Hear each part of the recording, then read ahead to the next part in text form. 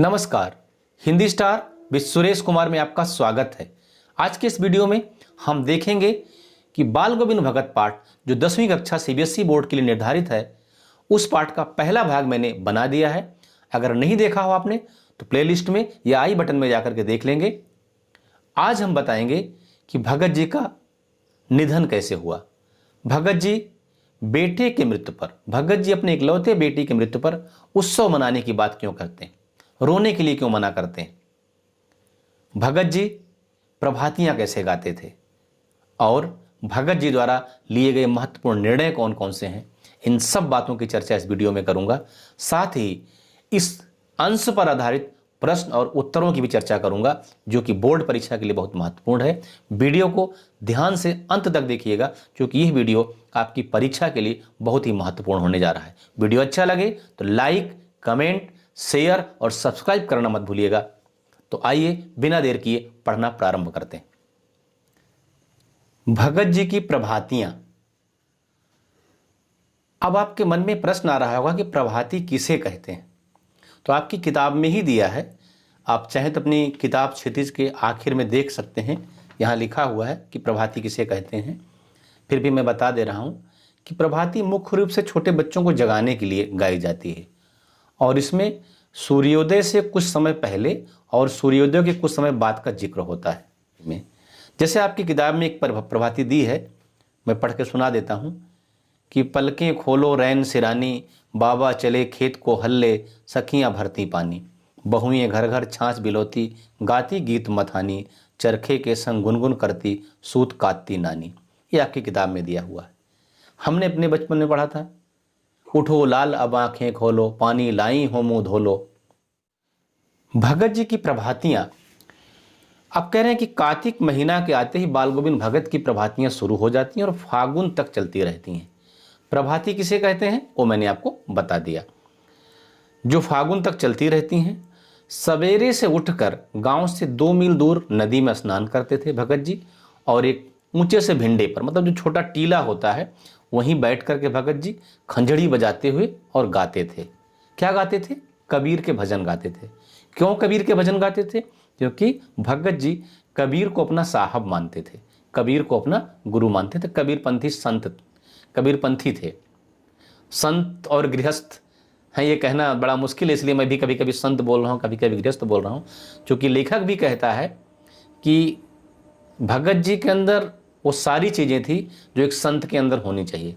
संत की परिभाषाओं पर खरे उतरते थे और गृहस्थ के भी सारे गुण, गृहस्थ धर्म का भी निर्वाह कर रहे थे। इसलिए यह है, तो मतलब गृहस्थ होते हुए भी भगत जी क्या थे? संत थे।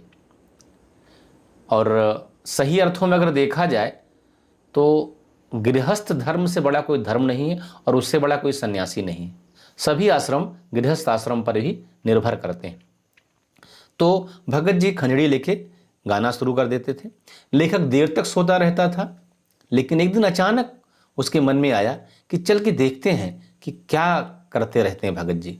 और जाके जब देखता है तालाब पर तो अपना गाने में इतना मस्त हैं वो कि कमली जो उनके कंधे पर रखते हैं, काली कमली, बीच बीच में सड़क के नीचे गिर जाती है, लेकिन वो गा रहे हैं। और लेखक ठंड से कांप रहा है और सुबह का समय है, मतलब भोर होने वाला है। आसमान में हल्का हल्का तारे टिमटिमा रहे हैं और जैसे आसमान में तारे टिमटिमा रहे हैं वैसे भगत जी के माथे पर श्रम बिंदु, श्रम बिंदु मतलब पसीने की बूंदें, वो पसीने की बूंदें जो मेहनत करने से निकलती हैं, उन्हीं को श्रम बिंदु लेखक कह रहा है। तो श्रम बिंदु उन तारों की तरह चमक रहे हैं और लेखक ठंड इतनी थी कि कांप रहा है, लेकिन भगत जी के माथे पर पसीना चमक रहा है। क्यों? क्योंकि खंजड़ी बजाते हुए और अपने गाने में बहुत मस्त हैं भगत जी। अब अगला बिंदु जो मैं इसमें लूंगा वो है भगत जी की संध्या। तो यहां से भी बहुत ज्यादा प्रश्न नहीं बनता है, इसलिए मैं ज्यादा डिटेल में नहीं जाऊंगा। यहां पर वो ये है कि गर्मियों में उनके संगीत का जादू उमस भरी शाम में शीतलता देता था और अपने घर के आंगन में अपने प्रेमी जनों, मतलब अपने दोस्तों के साथ बैठ करके वही कबीर के भजन गाते थे और एक पद बाल गोविंद भगत गाते थे, बाकी उनके साथी उसको दोहराते थे। धीरे धीरे स्वर ऊंचा होने लगता था, स्वर के साथ साथ श्रोताओं के मन भी ऊपर उठने लगते थे। धीरे धीरे मन तन पर हावी हो जाता है। भगत जी अपनी खंजड़ी लिए नाच रहे हैं, सभी भक्त अपनी शुद्ध बुद्ध खोए उनके साथ नृत्यशील हो जाते हैं। मतलब भगत जी खंजड़ी लिए नाच रहे हैं और सभी भक्त उनके साथ नाच उठते हैं। एक अगला बिंदु जो मैं आपके साथ चर्चा करूंगा वो ये है बेटे के निधन पर उत्सव, और दूसरा ये है भगत जी द्वारा लिए गए महत्वपूर्ण निर्णय। ये जो दो बिंदु मैं आपके साथ चर्चा करूंगा, क्या क्या? बेटे की मृत्यु पर, बेटे के निधन पर उत्सव और भगत जी द्वारा लिए गए महत्वपूर्ण निर्णय। यहां से बहुत प्रश्न आता है, कई तरह से आता है, घुमा फिरा करके आता है। तो मेरे ये कहने का आशय है कि इसको आप ध्यान से पढ़िएगा। जब इसका कॉन्सेप्ट क्लियर रहेगा आपके दिमाग में, इसको समझे रहेंगे, तब आपको कैसे भी प्रश्न पूछा जाए आप जवाब दे लेंगे। आप करते कि यहाँ प्रश्नों को रटते हैं, उत्तर को रटते हैं, वही प्रश्न घुमा के पूछ लिया एग्जाम में, कुछ इधर उधर का लिख के आ जाते हो तो अच्छा नंबर नहीं मिलता। लेकिन जब पूरी कहानी, पूरा कॉन्सेप्ट आपके दिमाग में है तो कैसे भी प्रश्न पूछेगा आप बना के लिख देंगे। तो ये जो कॉन्सेप्ट समझिए, यहाँ से प्रश्न बनता है। तो बेटे के निधन पर उत्सव। अब यहाँ पर कह रहे हैं कि लेखक कह रहा है कि भगत जी का एक लौता बेटा था जो थोड़ा सुस्त था, कम दिमाग का था, और इसलिए भगत जी उससे बहुत प्यार भी करते थे। भगत जी का मानना है कि ऐसे प्राणियों पर ज़्यादा नज़र रखनी चाहिए और ज़्यादा प्यार करना चाहिए, क्योंकि ये निगरानी और मोहब्बत के ज़्यादा अधिकारी होते हैं। देखिए, आज हम देखते हैं कि जो बड़े बड़े धर्माचार्य हैं या जो अच्छे अच्छे मोटिवेशनल स्पीकर, वो भी यही बोलते हैं कि जो लोग थोड़ा सा कमज़ोर होते हैं, लाचार होते हैं, दिमाग से कमज़ोर हैं या दिव्यांग हैं, उनका हमें ज़्यादा ध्यान रखना चाहिए, उनका ज़्यादा ख्याल रखना चाहिए। परमात्मा का ये आदेश होता है ईश्वर का कि ऐसे लोग ज़्यादा निगरानी की और मोहब्बत के हकदार होते हैं। ईश्वर भी उनको बहुत ख्याल रखता है और हम सबको रखना चाहिए। तो वही बात यहाँ भगत जी कह रहे हैं कि उनके विचारानुसार ऐसे प्राणियों पर ज़्यादा नज़र रखनी चाहिए और ज़्यादा प्यार करना चाहिए, क्योंकि ये निगरानी और मोहब्बत के ज़्यादा अधिकारी होते हैं। बड़े शौक से शादी कराई बेटे की। पत्नी बड़ी अच्छी थी, मतलब पतोहू भगत जी की बड़ी सुशील थी, बड़ी सुभग थी, पूरा घर गृहस्थी संभाल ली। वो घर की स्थिति समझ गए कैसे है, तो भगत जी का ख्याल रखना, बच्चे का, उनके बेटे का ख्याल रखना, पूरा घर गृहस्थी की पूरी जिम्मेदारी संभाले थे। लेकिन इसी समय क्या हुआ कि भगत जी का इकलौता बेटा, जिसे वो बेहद प्यार करते थे, गुजर गया।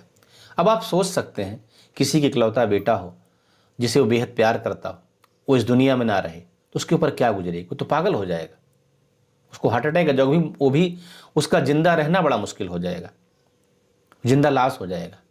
लेकिन यहाँ पर लेखक कहता है कि मैंने देखा उस दिन भगत जी की साधना का चरमोत्कर्ष।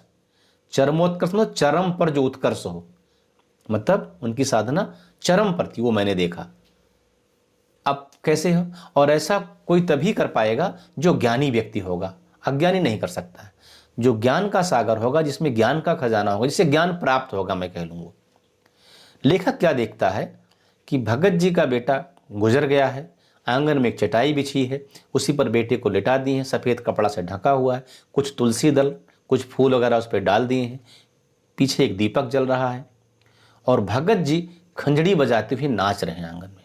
लेखक को एक बार लगा कहीं पागल तो नहीं हो गए, लेकिन और बीच बीच में जाकर के अपनी पतोहू को, मतलब बेटे की पत्नी को समझाते हैं कि रो मत, ये रोने का समय नहीं, उत्सव मनाने का समय। आप सोचेंगे कैसी उल्टी बात कर रहे हैं। लेकिन अब यहाँ पे एक प्रश्न ये बनता है कि भगत जी ऐसा क्यों कह रहे हैं कि रोने का समय नहीं, उत्सव मनाने का समय है? क्यों कह रहे हैं? क्योंकि भगत जी के अनुसार जो विरहिणी आत्मा है, आत्मा, वो मानते हैं कि आत्मा परमात्मा का अंश है, और जब हम किसी कारण से अपूर्ण होते हैं तो परमात्मा से अलग होते हैं और शरीर धारण करते हैं, इस दुनिया में जन्म लेते हैं, और इस दुनिया में जन्म लेकर तरह तरह के कष्ट भोगते रहते हैं। और इस आत्मा का उस परमात्मा से अगर संबंध रहता है तो कष्ट कम रहता है, लेकिन यह आत्मा उस परमात्मा जितनी दूर हो जाती है, कष्ट उतना बढ़ता जाता है।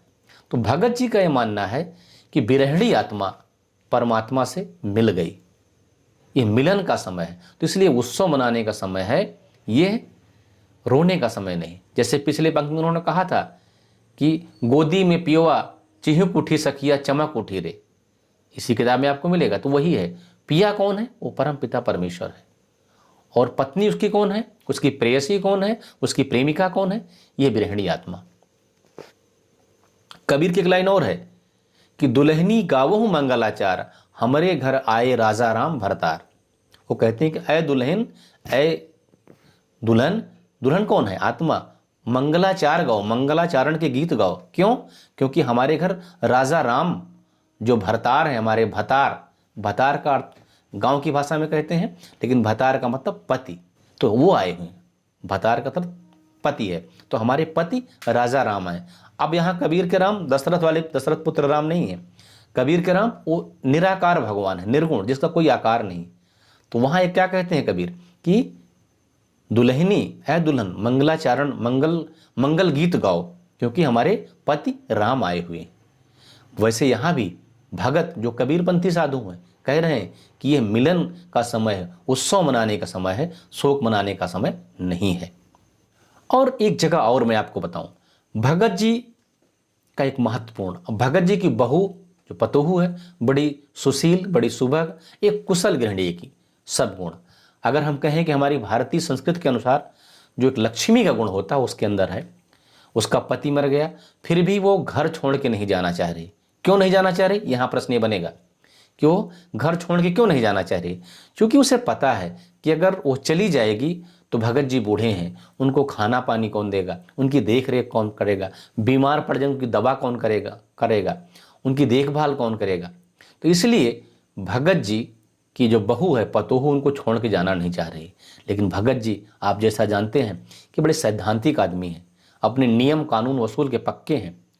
तो भगत जी की बहू सोच रही है कि अगर हम नहीं रहेंगे तो भगत जी की देख रेख कौन करेगा। लेकिन भगत जी कहते हैं नहीं।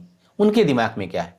वो सोचते हैं कि मेरा तो बुढ़ापा है, हमारा पूरा जीवन बीत चुका है, हमने अपने हिस्से की जिंदगी जी ली, आज है 4 दिन बाद भगत जी की जिंदगी खत्म हो जाएगी। भगत जी ऐसा सोच रहे हैं। पतोहू के भाई को बुलाते हैं उसके मायके से, कहते हैं इसको ले जाओ और इसका विवाह करा देना।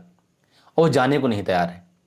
क्यों नहीं जाने को तैयार है? क्योंकि उसको लग रहा है कि भगत जी हमारे ना रहने पर इनकी सेवा कौन करेगा। लेकिन भगत जी क्या सोच रहे हैं कि हम तो जी ली अपनी जिंदगी, आज हैं कल चले जाएंगे, लेकिन हमारे इस बहू का, मेरी पतोहू की जिसकी पूरी जिंदगी पड़ी, इसकी जिंदगी मेरे लिए क्यों बर्बाद हो।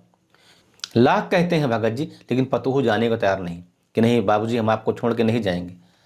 आखिर में भगत जी अपना एकदम फाइनल ऑर्डर सुना देते हैं, मतलब ऐसा आदेश जिसका कोई काट ना हो। बोलते हैं कि तुम चुपचाप घर से चली जाओ और वहां जाके शादी कर लेना। उसके भाई को बोलते हैं इसकी शादी करा देना, और अगर तुम नहीं जाएगी तो मैं ये घर छोड़ दूंगा। अगर तुम रहना चाहती है तो मैं घर छोड़ दूंगा, नहीं तो तुम जाओ और शादी कर लेना वहां पे। भगत जी को उनकी बहू नहीं छोड़ना चाह रहे। देखने वाली बात है कि बहू भी कितना प्यार करती है, कितना संस्कारिक है, और भगत जी कितने अपने वसूल के पक्के, ईमानदारी के हैं, कितना दूसरों का ख्याल रखते हैं।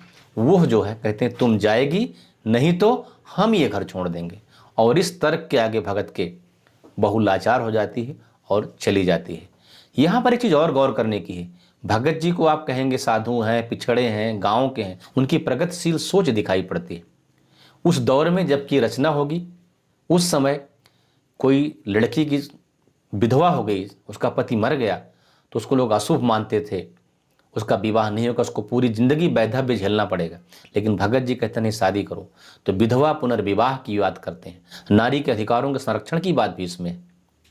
जिस दौर में लोग विधवा को होना अशुभ मानते हों, किसी लड़की को आजीवन वैधव्य झेलने के लिए बाध्य कर दें, उस दौर में भगत जी का यह कहना कि इसका विवाह करा देना विधवा पुनर्विवाह पर जोर देता है। जब 1920 के आसपास के लेखक जो है स्वतंत्रता आंदोलन में भाग लिया है, तो रचना उन्हीं के आसपास होगी। उस समय राजा राम मोहन राय 1929 में सती प्रथा का अंत, विधवा पुनर्विवाह का सब आंदोलन चल रहा था। इतने पढ़े लिखे लोग जब इस तरह की बात कर रहे हैं, और उस दौर में गांव का एक किसान भगत विधवा पुनर्विवाह की बात करे, तो ये उसके बहुत ही प्रगतिशील होने का संकेत है। आगे फिर क्या होता है? बहू चली जाती है। बाल गोविंद भगत की मौत उन्हीं के अनुरूप हुई। हर वर्ष गंगा स्नान करने जाते। गंगा स्नान में उतनी आस्था नहीं थी जितना संत समागम और लोक दर्शन में थी। पैदल ही जाते।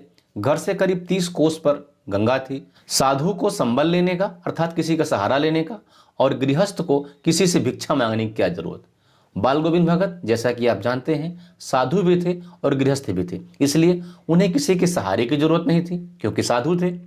प्रश्न यहां बन सकता है कि लेखक क्यों कहता है कि साधु को संबल लेने की आवश्यकता नहीं, तो क्यों? क्योंकि बाल गोविंद भगत साधु थे, साधु को सहारे की जरूरत नहीं और उनको भिक्षा मांगने की जरूरत नहीं क्योंकि वो गृहस्थ थे, उनके पास सब कुछ है। घर से ही खा के निकलते तो वापस घर में ही आके खाते, 4-5 दिन का रास्ता पैदल जाते, कबीर का भजन गाते हुए, खंजड़ी बजाते हुए, प्यास लगती तो पानी पी लेते, उपवास करते। अब बुढ़ापा आ गया था, फिर भी टेक वही जवानी वाली थी। इस बार लौटे तबीयत कुछ सुस्त थी, खाने पीने के बाद भी तबीयत नहीं सुधरी, थोड़ा बुखार आने लगा। दिन बीतने लगा तो लोगों ने नहाने धोने के लिए मना किया, आराम करने को कहा, लेकिन हंस के टाल देते थे। उस दिन भी संध्या में गीत गाए, किंतु मालूम होता है जब वो गीत गाए जैसे तागा टूट गया हो। किसका तागा टूट गया हो? जीवन रूपी डोर का। क्योंकि जब आदमी का आखिरी समय आता है तो आदमी को पता चल जाता है, आवाज़ बदल जाती है। तो गाना तो गा रहे थे उस दिन शाम को, लेकिन ऐसा लगता था जैसे तागा टूट गया हो, माला का एक एक दाना बिखरा हुआ हो। भोर में गीत नहीं सुना, जाकर देखा तो बाल गोविंद भगत नहीं, सिर्फ उनका पंजर पड़ा था। जाकर देखा तो बाल गोविंद भगत नहीं थे, उनका पिंजरा पड़ा था। पंछी उड़ गया था, पिंजरा खाली था। इस तरह से बाल गोविंद भगत का अंत उनके ही अनुरूप हुआ। किसी को किसी की सेवा शुश्रूषा की जरूरत नहीं पड़ी, किसी की सहारे की जरूरत नहीं पड़ी, अपना नियम व्रत आखिरी सांस तक पालन करते रहे और इस तरह से बाल गोविंद भगत के जीवन का अंत हुआ। अब आइए जो प्रश्न यहां से बनते हैं उन प्रश्नों को देख लेते हैं, क्या क्या प्रश्न है। जैसे कहा गया कि कुछ मार्मिक प्रसंगों के आधार पर यह दिखाई देता है कि बाल गोविंद भगत प्रचलित सामाजिक मान्यताओं को नहीं मानते थे। पाठ के आधार पर उन प्रसंगों का उल्लेख कीजिए।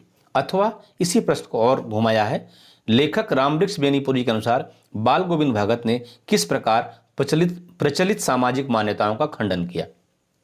अब यहां पर देखिए उसका उत्तर क्या है, 4-5 बिंदु हैं। पहला बिंदु यह होगा कि गृहस्थ होते हुए भी साधुओं जैसी वेशभूषा तथा रहन सहन को अपनाया, बेटे की मृत्यु पर विलाप नहीं किया, मृत्यु को एक उत्सव के रूप में माना, उसे आत्मा परमात्मा का मिलन कहा। फिर चौथा बिंदु है पुत्र का दाह संस्कार बहू से करवाया। ये बिंदु मैं व्याख्या के दौरान भूल गया था, ये भी इनकी प्रगतिशील सोच का परिचायक है कि पुत्र के मरने पर उसका दाह संस्कार बहू से करवाया। बहू को कहा कि मुखाग्नि दो और मुखाग्नि देने के बाद बहू के भाई जो श्राद्ध वगैरह हो गया तब बहू के भाई को बुलाया और कहा इसको ले जाओ और इसका विवाह करा देना। फिर पुत्र के क्रियाक्रम में दिखावा नहीं किया, पुत्र वधू को दूसरी शादी करने का आदेश दिया। अगला प्रश्न हम लेते हैं, लड़के के देहांत के बाद बाल गोविंद भगत ने पतोहू को किस बात के लिए बाध्य किया? उनका यह व्यवहार उनके किस प्रकार के विचार का प्रमाण है? वही जो मैंने बताया कि लड़के की मृत्यु के बाद उन्होंने पतोहू को दूसरा विवाह करने के लिए बाध्य किया और यह विचार उनके प्रगतिशील होने के, समझदार होने के, जागरूक होने के परिचायक हैं। रोने के लिए मना किया, रोने के बजाय उत्सव मनाने के लिए कहा, बताया कि आत्मा परमात्मा का मिलन है। श्राद्ध के बाद पतोहू के भाई को बुला करके बोले भगत जी कि इसको ले जाओ और इसकी शादी करा देना। भगत जी का ये मानना है कि ये अभी इसके सामने इसका पूरा जीवन है, वैधव्य नहीं झेलना है। और जब पतोहू कहती है कि नहीं हम नहीं जाएंगे तो अपना अटल निर्णय सुनाते हैं कि तुम नहीं जाएगी तो मैं चला जाऊंगा। इस तर्क के सामने पतोहू को जाना पड़ता है। फिलहाल ये बाल गोविंद भगत का पाठ यहाँ समाप्त होता है। वीडियो अच्छा लगा हो तो लाइक, कमेंट, शेयर और सब्सक्राइब जरूर कीजिएगा। वीडियो देखने के लिए बहुत बहुत धन्यवाद।